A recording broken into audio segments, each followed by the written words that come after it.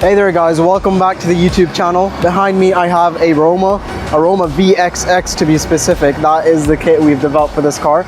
It looks absolutely beautiful and we're going to show you around. Now starting off at the front, we have a full custom bumper, custom splitter, and a completely different hood, which I think looks fantastic. Of course, all forged carbon.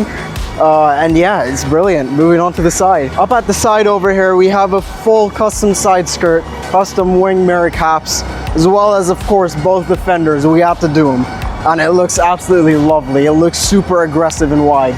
I'll show you at the rear. Now coming back at the rear, you can see the stance of this car is just so much wider. It looks absolutely brilliant. Fully custom diffuser, spoiler, of course, we had to do it. It's necessary. Of course, we have these little trim pieces which look magnificent, and these exhausts coming out look like shotguns. Looks brilliant. Of course, as the badge states behind me, this is a 1 of 25 car, which means we'll only make 25 of these.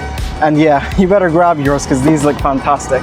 So that was our overview for the Roma VXX. Be sure to follow us on all our socials and of course our YouTube, link down below. And yeah, we'll keep you guys updated about any more cars.